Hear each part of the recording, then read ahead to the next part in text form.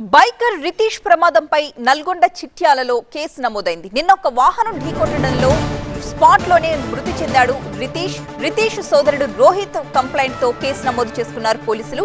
ఈ ప్రమాదంపై చిట్యాల పోలీసులు ప్రస్తుతం దర్యాప్తు చేస్తున్నారు. ప్రమాదానికి గురైన BMW bike front and back cameras లో ఉన్న ఫుటేజ్ ని ప్రస్తుతం పరిశీలిస్తున్నారు పోలీసులు. ఈ ప్రమాదంలో రితీష్ రెడ్డి తలకు బలమైన గాయం తగిలింది.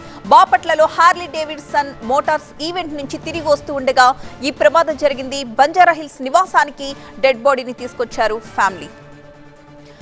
ఇంటి దగ్గర నుంచి మరింత సమాచారం మా ప్రిన్సిపల్ కరెస్పాండెంట్ ప్రణీత అందిస్తారు. ఇంటర్నేషనల్ బైకర్ రితీష్ రెడ్డి నిన్న రోడ్డు ప్రమాదంలో మరణించినటువంటి విషయం తెలిసిందే. అయితే రితీష్ రెడ్డి రోడ్డు ప్రమాదానికి గల కారణాలపైన ఇప్పటికే చిట్యాల పోలీసులు సైతం ఒకవైపు దర్యాప్తు చేపడుతున్నారు.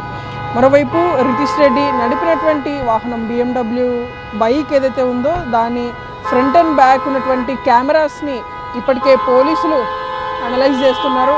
సో వాటి ద్వారా వచ్చేటువంటి ఫుటేజ్ని బేస్ చేసుకొని ఏదైనా వెహికల్ రితీష్ రెడ్డి వాహనాన్ని ఏమైనా ఢీ కొట్టిందా అనేటువంటి దానిపైన కూడా చిట్యాల పోలీసులు దర్యాప్తు చేయనున్నారు.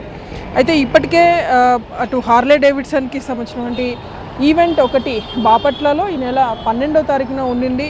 సో ఆ ఈవెంట్ను ముగించుకొని తిరిగి హైదరాబాద్కి వస్తున్నటువంటి క్రమంలో చిట్యాల వద్ద నిన్న ఉదయం ఈ ప్రమాదం జరిగినట్టు తెలుస్తుంది. ఇప్పటికే అక్కడ చిట్యాలలో అక్కడ ఫార్మాలిటీస్ కంప్లీట్ చేసి వీరి కుటుంబ సభ్యులకు మృతదేహాన్ని అప్పగించగా బంజారాహిల్స్లో ఉన్నటువంటి ఆయన నివాసం వద్ద ప్రెసిడెంట్ రితీష్ రెడ్డి మృతదేహాన్ని ఉంచారు. సో మరికాసేపట్లోనే అంత్యక్రియలు కూడా జరిగే అవకాశం ఉంది. ఈ ప్రమాదానికి సంబంధించి చిట్యాల పోలీసులు అయితే అన్ని కోణాల్లో దర్యాప్తు చేపడుతున్నారు.